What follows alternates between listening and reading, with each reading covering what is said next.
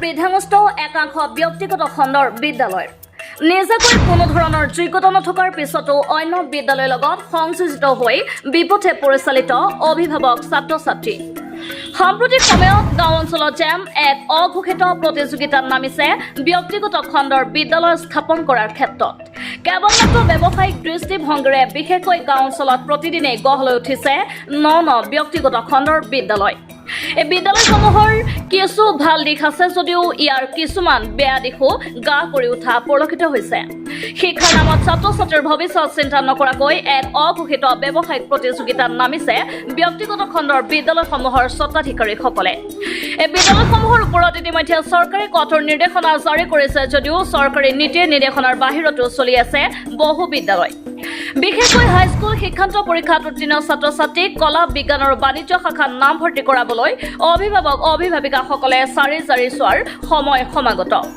এই চৰকাৰী জাননীটোলৈ মন কৰক জাননীত উল্লেখ থকা কোনো নিয়মেই অনুসৰণ নকৰাকৈ একাংশ বিদ্যালয়ে নামভৰ্তি কৰাক লৈ শংকিত হৈ পৰিছে সচেতন মহল চৰকাৰী নিৰ্দেশনাৰ কোনো এটা নিয়ম অনুসৰণ নকৰাকৈ নিজৰ খেয়াল খুচিমতে খুলি ৰখা একাংশ বিদ্যালয়ত আপোনাৰ সন্তানটিক নামভৰ্তি কৰোৱাৰ পূৰ্বে ভালদৰে জানি লওক বিদ্যালয়খনে চৰকাৰী অনুমোদন লাভ কৰিছে নে নাই একাংশ বিদ্যালয়ৰ নিজাকৈ কোনো ধৰণৰ যোগ্যতা নথকাৰ পিছতো টিউচন চেণ্টাৰ খুলিয়ে নাম ফলকাৰী অন্য বিদ্যালয়ৰ লগত সংযোগ হৈ অভিভাৱক বিপথে পৰিচালিত কৰাৰ উপৰিও ছাত্ৰ-ছাত্ৰীসকলৰ জীৱনক লৈও হেতালি খেলিছে এনেধৰণৰ জাতীয় বিদ্যালয়সমূহৰ বিৰুদ্ধে কামৰূপ জিলা গৰিয়ামৰীয়া পৰিষদে শিক্ষা বিভাগক ব্যৱস্থা গ্ৰহণৰ আহ্বান জনাইছে ইয়াৰ উপৰিও পৰিষদে নিজাববীয়াকৈ আইনী ব্যৱস্থা হাতত ল'ব বুলিও উল্লেখ কৰে আজিকালিতো আপোনালোকে জানে যে প্ৰাইভেট স্কুল বুলি ক'লে কাঠফুলাৰ দৰে চৌদিশে গজি উঠিছে আৰু বিভিন্ন অনুষ্ঠানত আমি এতিয়া দেখা পাইছোঁ যে হায়াৰ ছেকেণ্ডেৰী কোনো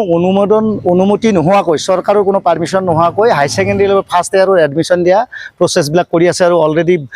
বহু স্কুলে তেনেকুৱাকৈ এডমিশ্যন প্ৰদান কৰিছে গতিকে আমি এটা কথা সকীয়াই দিলোঁ সেই স্কুলবিলাকলৈকে যাতে